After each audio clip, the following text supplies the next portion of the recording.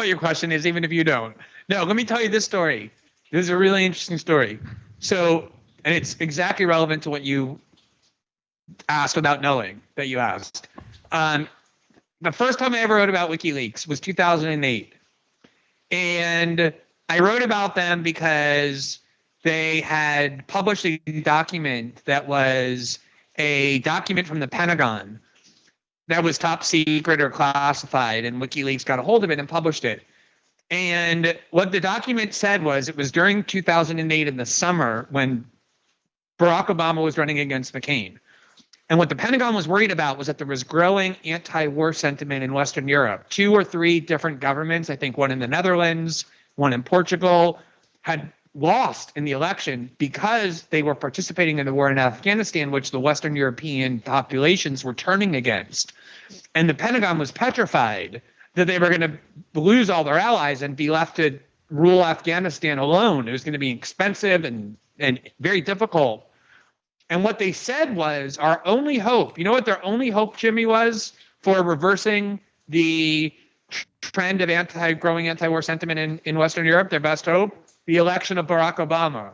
That's what the Pentagon said. They said because that will put a much more cosmopolitan, elegant, and pleasant face on this war that up until now had been represented by this like Texan evangelical, Christian evangelical that was kind of anathema to cosmopolitan secular Europeans, whereas Barack Obama, this like Harvard educated African-American human rights lawyer, he would become the new face of the war on terror, and they would then come to see it as benevolent. And that's exactly what happened. He got in, he continued all those policies, he continued the war in Afghanistan, it became popular again in Western Europe, is there to this very day. The reason they hate Trump is not because he's a horrible person. He is a horrible person.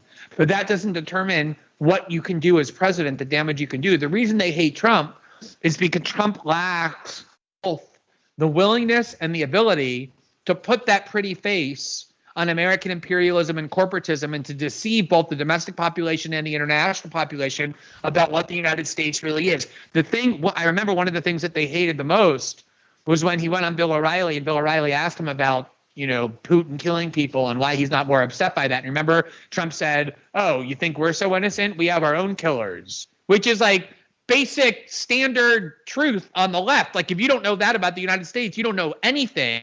And they acted like they were so why they were horrified because the president's not supposed to say the truth about the United States. The president is there to lie.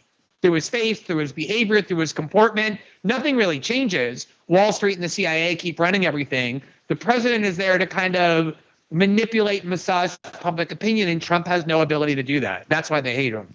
That you're exactly 100% right, because it certainly isn't about his policies. That Nancy Pelosi gleefully passed his entire legislative agenda, including giving him money for his border wall.